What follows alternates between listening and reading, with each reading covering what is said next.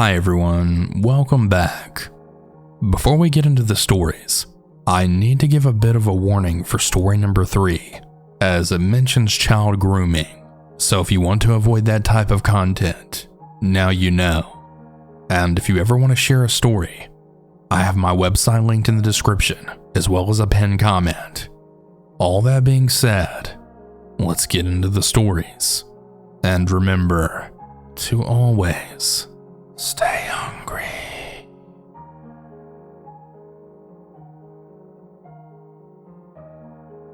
The story happened during my junior year of high school, so I was around 17 at the time.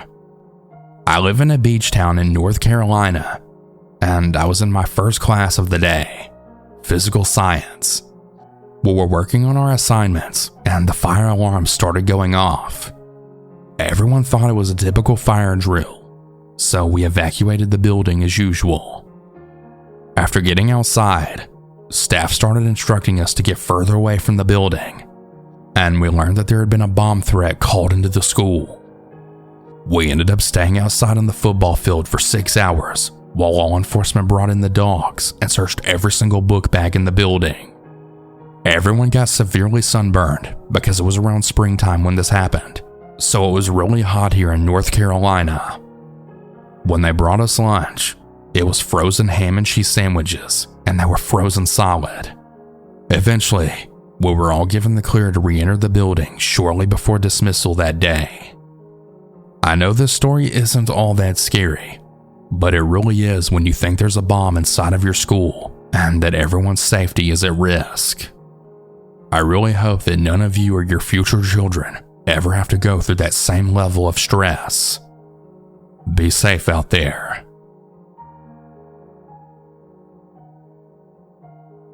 I was in high school when this happened.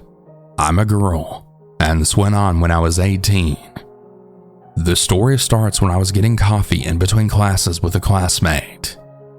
A creepy 40-something-year-old man came up to us, and while we were sitting down talking about coffee we're getting and about classes, he starts to tell my friend that he's sitting in a seat.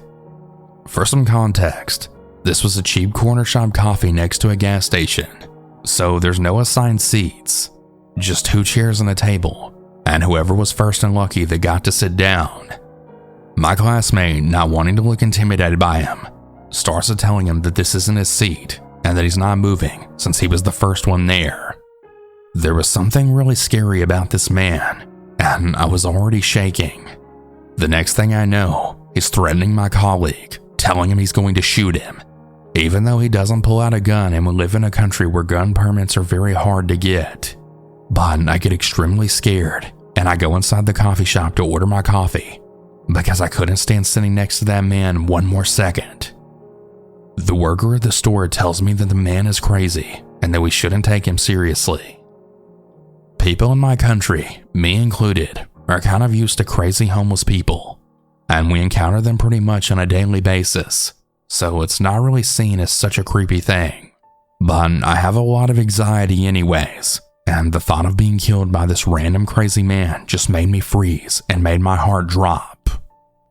Anyways, as this man and my friend are having a staring contest outside, the creepy man backs away and leaves, congratulating my friend for being brave and not being intimidated, and then leaves. As he's leaving, I'm thinking that's it, and it was just another creepy homeless dude. As a disclaimer, I'm not using homeless as an insult. I'm simply stating the obvious since he was carrying big bags with a lot of clothes on his bike. Well, fast forward to summer vacation. I'm in the inner city meeting up with some friends at another coffee place than the one in the first encounter, and I see the same man.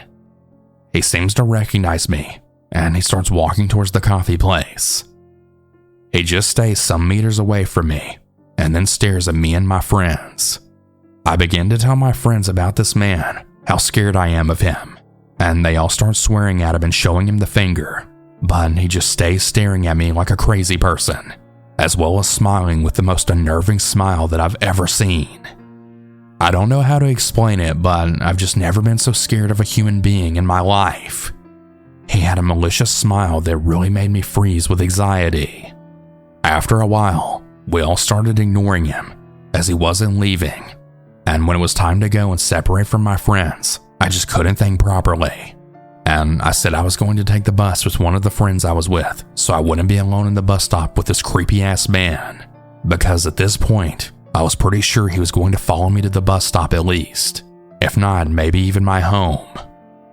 We start walking to the bus stop, and of course he's following us. I began feeling 100 times more scared than before.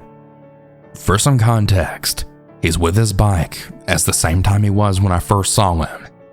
He's a bit ahead of us on his bike, stopping from minute to minute just to check if we're still going in that direction.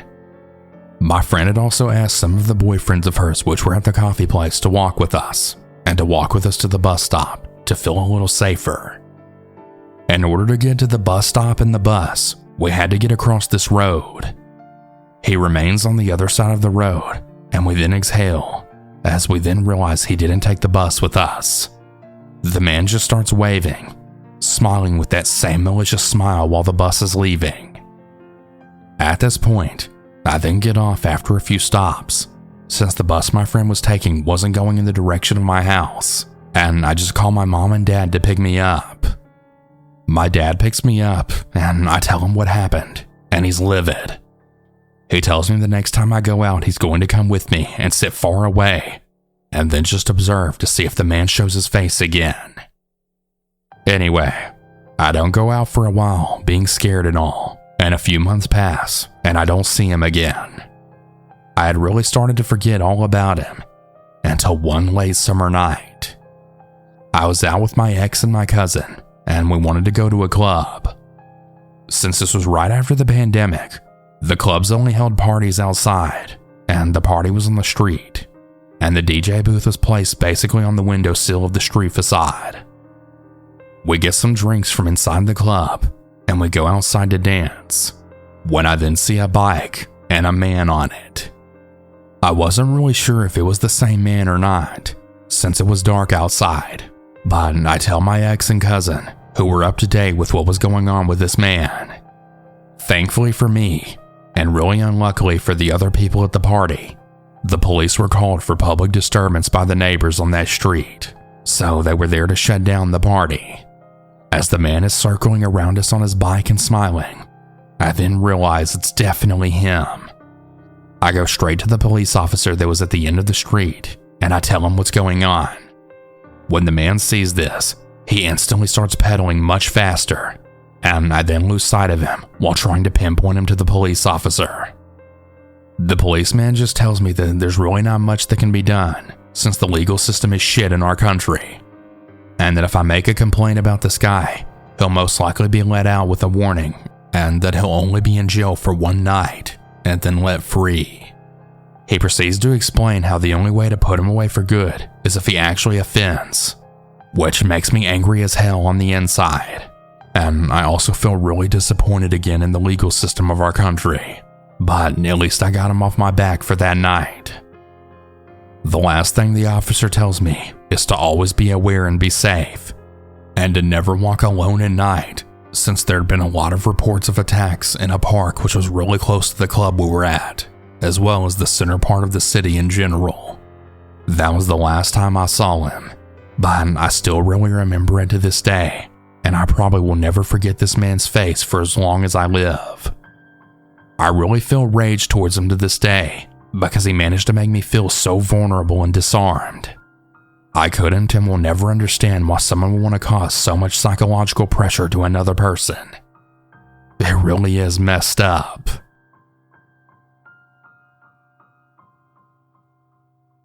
When I was in high school, I didn't have any friends. I mean, I wasn't the kid sitting on their own in the corner of the schoolyard kind of thing, but I just didn't have any solid friendships or groups.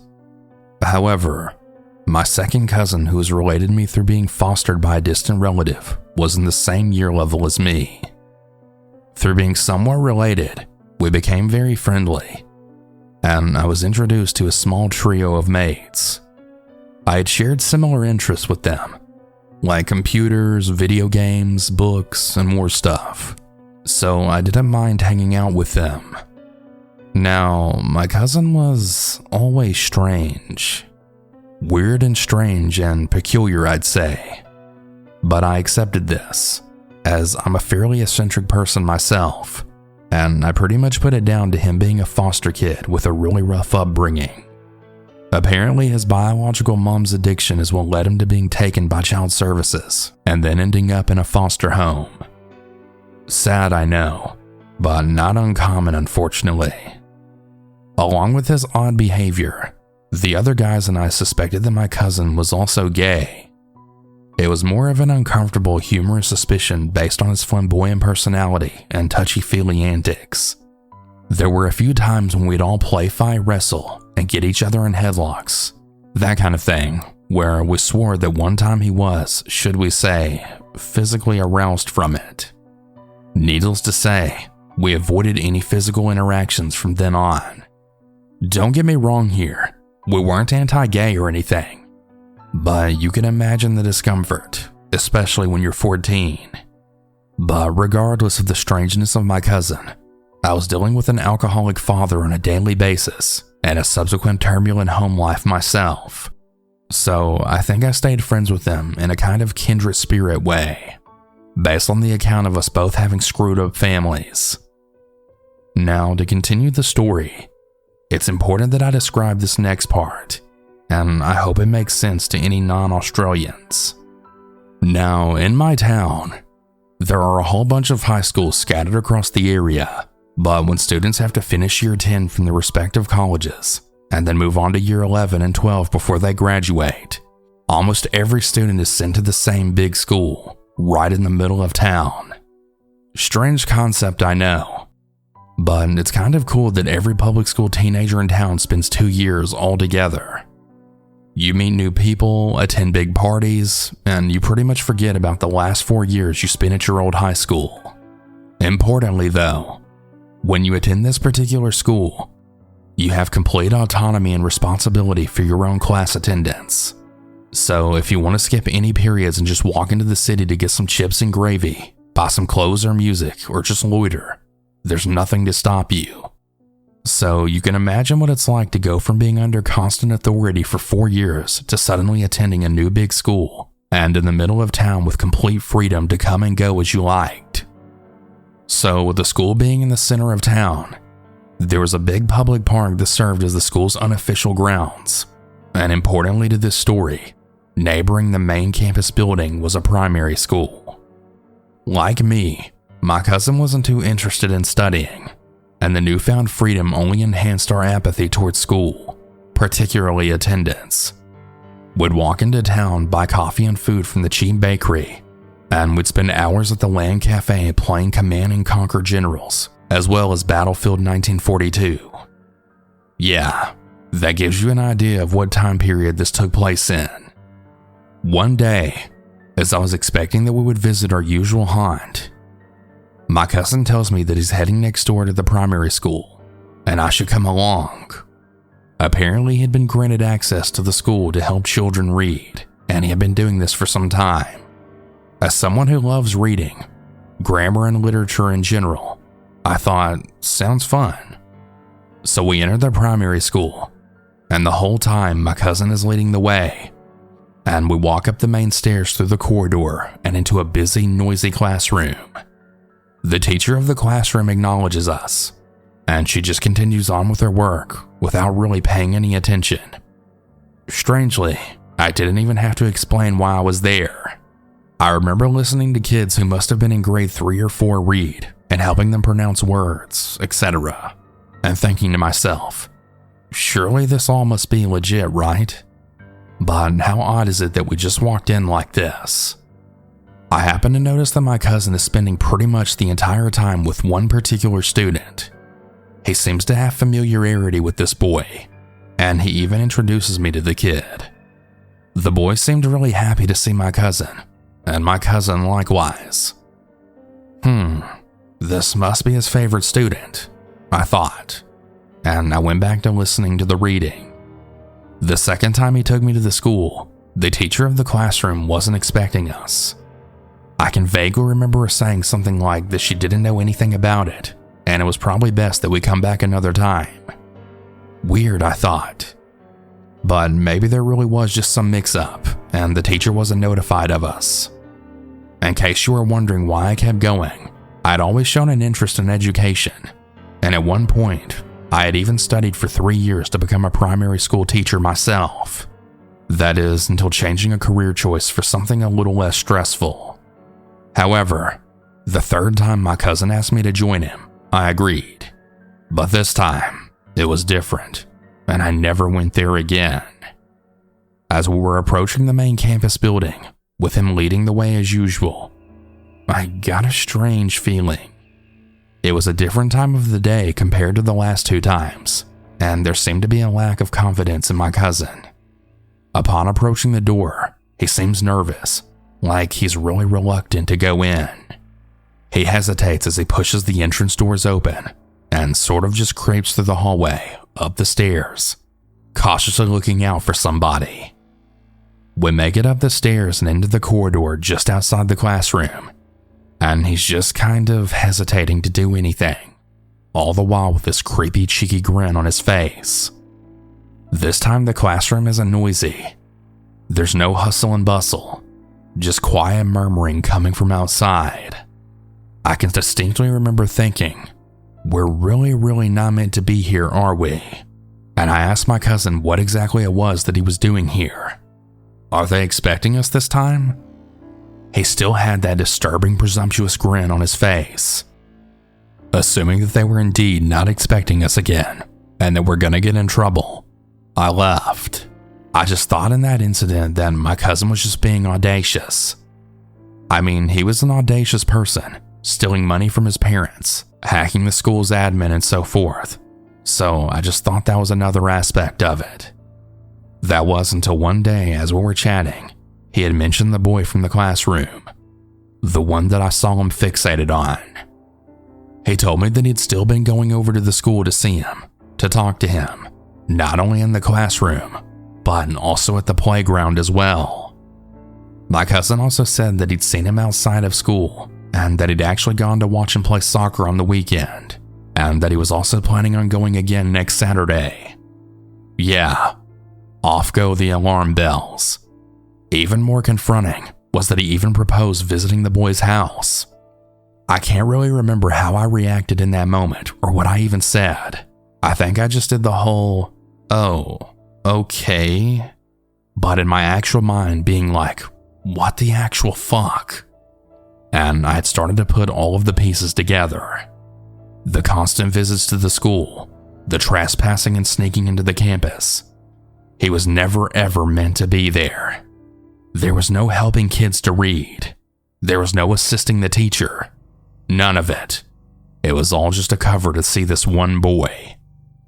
My cousin, only 16 years old, was stalking a child, and I was the only one who knew about it. After much thought, I eventually decided to contact our school's assistant principal. It was more of a, this is something to be concerned about, right? And I briefly told her everything I knew, what my cousin had said, and what he was doing and what I had seen. I received a reply email, and she was, well, very interested to talk to me.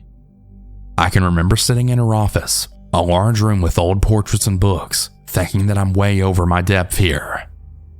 I was crapping myself, thinking that I was going to get in trouble for being an accomplice or something, and that I just opened the lid of something bigger than I could handle. But the assistant principal was actually very supportive, and after a few face-to-face meetings, the school took action. I don't actually know what they did, but my cousin was definitely banned from even going near the primary school. He dropped out, or he might have even been expelled. I don't know, but he just kind of vanished. I also think that the police were notified too, and subsequently, this must have put him on their radar, because the story doesn't quite end here. A few years later, I had saw an article in the local newspaper. It was concerning a local man who had been arrested for grooming a child and suspiciously observing and stalking the grounds of a primary school on a constant basis. His home was raided and his computers were confiscated. The hard drives were loaded with child pornography as well as personal photographs. and after numerous charges, he was consequently jailed. Interestingly enough, the man's name was printed in the article, and as you guessed it, it was none other than my cousin. I was shocked, but oddly not surprised. And I thought to myself, did I without knowing begin a process all those years ago that led to the apprehension of a predator? What if I had ignored it and not taken action, and in not doing so, prevented something much, much worse? I'm just really glad I took action when I did.